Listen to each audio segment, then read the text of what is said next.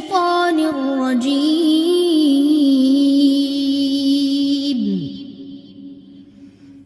بسم الله الرحمن الرحيم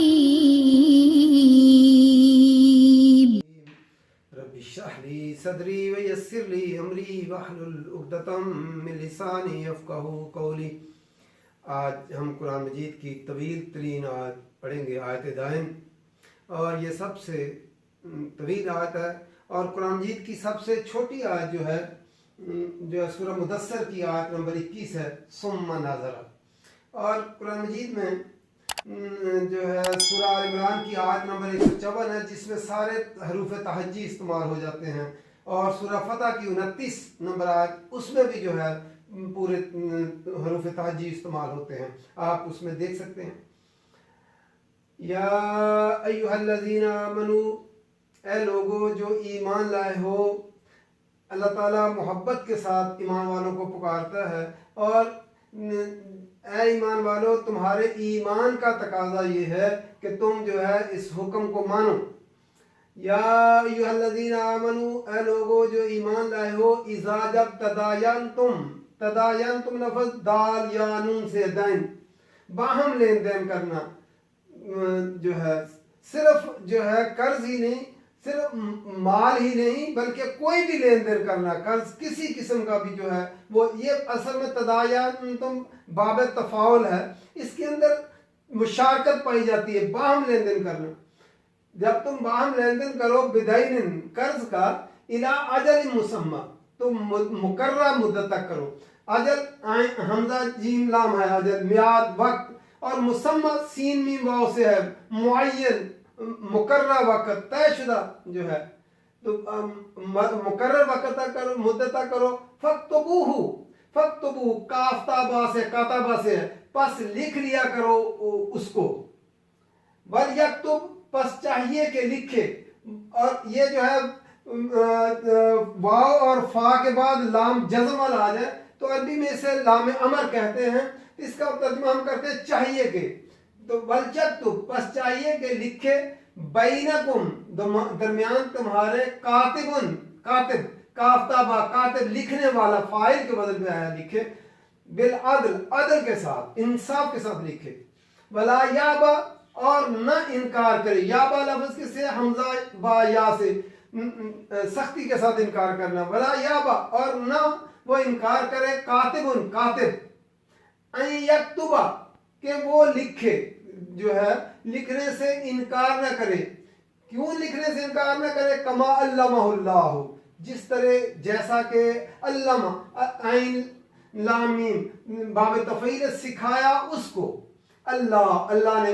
फल यक्तुब, पस चाहिए कि वो लिखे, लाम जज़म वाला अमर वाला, पस चाहिए कि वो लिखे। वल युमलिल, और चाहिए कि इमला करवाए, यहाँ भी लाम जज़म वाला आ गया वाव के बाद, तो युमलिल लफ्ज़ किससे, मीम लाम लाम से, तो चाहिए कि इमला करवाए, लिखवाए। अल्लज़ी, वो जो, अलैहि, उस पर, अलैहिल हक, जिस पर हक आता है, इमला करवाए वो जिसने कर्ज लिया, मकरूज जो है वो इमला करवाए। वल यत्तकिल्लाह, और चाहिए कि वो डरे अल्लाह से, रब्बहू, उसका रब है। वला यबखस, और न कमी करे, यबखस लफ्ज़ बाखा खासीन से कमी करना, न वो कमी करे, मिनहू, उसमें शैया, कुछ भी, थोड़ी सी भी कमी उसमें न करे। फ़इन, फिर अगर काना हो, अल्लज़ी, वो शख्स, अलैहिल हक, जिस पर हक आता है, सफ़ीहन, वो सफ़ी हो, सफ़ीहन सीन फाहा से है, कम अकल, बेवकूफ हो। औ ज़ईफ़न, या वो ज़ईफ़ हो, ज़ुआत ऐन फा, कमज़ोर जिस्म के हिसाब से या अकल के हिसाब से, या वो उम्र में छोटा हो, वो लिखवाना ना जानता हो, या बहुत बूढ़ा हो, लागर हो, वो उसकी याददाश्त ही अब ना काम करती हो, तो वो जो है, औ ज़ईफ़ औ ला यस्ततियु, या वो इस्तात न रखता हो, यानी गूंगा हो, वो लिखवा नहीं सकता, या वो जुबान ना जानता हो, किसी और कोई और जुबान बोलता हो, तो उसके लिए जिस तरह हमारे बाहर के ममालिक वाले आते हैं तो फिर क्या होता है, ट्रांसलेटर की ज़रूरत उसको पड़ती है, इंटरप्रेटर की ज़रूरत पड़ती है, तो वो भी लिखवा नहीं सकता। और युमिल्ला, ये कि वो इमला करवाए, हुआ वो फल युमलिल, बस चाहिए कि इमला करवाए वलीयुहु, उसका वली, उसका जो है ट्रांसलेटर, या उस आदमी जो इमला नहीं करवा सकता उसका वली, जो बड़ा उसका है वली है जिसके वो जेर निगरानी, वो उसकी बिल अदल, अदल के साथ, इंसाफ के साथ जो है वो उसकी इमला कराए। फिर देखते हैं दोबारा, अल्लाह ताला इस आयत से पता चलता है कि अल्लाह ताला कुरान मजीद में नमाज, रोज़ा, हज, ज़कात अपनी इबादत ही नहीं बयान करता, अल्लाह ताला दुनिया के सारे ही मामलात जो है वो खोल कर बयान करता है। ये आयत दैन, कर्ज का लेन देन जो है, चूँकि कोई आदमी जो पहले आ चुका है कि आदमी जो है वो कोई आदमी सदका नहीं लेना चाहता, कोई आदमी जो है वो मांगना नहीं चाहता, तो इस तरह वो फिर क्या करे, कर्ज का जो है वो लेन देन कर सकता है। तो अल्लाह ताला ने उस पर लेन देन का मामला जो है उसमें कोई शकूक व शुबहात पैदा ना हो और कोई लड़ाई झगड़ा ना पैदा हो, तो इसलिए निस्यान की वजह से कोई भूल चूक ना हो जाए, इसलिए अल्लाह ताला ने हुक्म दिया, या अय्युहल्लज़ीना आमनू, ए लोगो जो ईमान लाए हो, इज़ा तदायनतुम बिदैनिन, तो तुम आपस में जब लेन देन करो कर्ज का, तो इला अजल मुसम्मा, एक वक्त मुकर्रर तक करो, यानी मुद्दत उसकी मुकर्रर होनी चाहिए कि वो कर्ज जो लिया है वो कब वो वापस करेगा, उसकी मुद्दत मुकर्रर होनी चाहिए। फक्तबूहु, बस लिख लिया करो उसको, अल्लाह ताला ने हुक्म दिया कि लिख लिया करो उसको। बल यक्तुब, बस चाहिए कि लिखे, बैनकुम, तुम्हारे दरमियान, कातिबुन, कातिब लिखे, जो है एक कातिब जो है वो लिखे। आजकल वसीका नवीस वगैरह लिखने पढ़ने के वकील होते हैं, वो लिख देते हैं, क्योंकि माली मामला लिखना, बेशक आदमी तालीम याफ्ता भी हो, पढ़ा लिखा हो, लेकिन वो ये मामला लिखने में ये जो है इसके काम के जो है एक्सपर्ट्स होते हैं जो लिखते हैं, तो वो लिखे बिल अदल, अदल के साथ, इंसाफ के साथ लिखे। वला याबा, और न इनकार करे, कातिब, कातिब जो है वो लिखने से, अन यक्तुबा, कि वो लिखने से इनकार न करे, कातिब जो है वो लिखने से इनकार न करे। क्यों इनकार न करे? कमा अल्लमहुल्लाहु, जिस तरह अल्लाह ने उसको इल्म दिया, सिखाया है। ये इल्म किसका है? ये सिखाया है, अल्लाह ने दिया है इल्म, इसलिए उसको चाहिए कातिब को कि वो लिखने से इनकार न करे, क्योंकि अल्लाह ने उसको इल्म दिया। फल यक्तुब, बस चाहिए कि वो लिखे, कातिब को लिखने से इनकार नहीं करना चाहिए। आज लेकिन पढ़े लिखे लोग, आज दफातर के अंदर एक पीएन अगर आता है, जी मुझे जो है अर्जी लिख दें, एप्लीकेशन छुट्टी करे, तो पढ़े लिखे लोग अफसर क्या कहते हैं, किसी और से लिखवा लो यार, हमारे पास टाइम नहीं। अल्लाह ताला ने क्या फरमाया? लिखने से वो इनकार ना करे, क्योंकि अल्लाह ने उसको इल्म दिया है लिखने का। वाल युमलिल्लज़ी, बस चाहिए कि, और चाहिए कि इमला करवाए, अल्लाह जी वो शख्स, अलैहिल हक, जिस पर हक आता है, जिसने कर्ज लिया मकरूज, वो लिखवाए। क्यों? अगर कर्ज देने वाला लिखवाएगा तो बाद में हो सकता है कि कोई फौत हो जाए, तो क्या कहेंगे, इसने खुद जो अपनी मर्जी से लिखवा लिया है। लेकिन अगर मकरूज लिखवाएगा तो फिर उसके वारिस उस देंगे, कर्ज देंगे, चूंकि उसका अपना लिखवाया हुआ होगा। वल यत्तकिल्लाह, और चाहिए कि वो डरे अल्लाह से, रब्बहु, उसका रब है। वला यबखस मिन्हु शैया, और उसमें जरा भी कमी ना करे, जो है लिखवाने में उसके अंदर कमी ना करे, यानी पूरा पूरा जो है वो लिखवाए।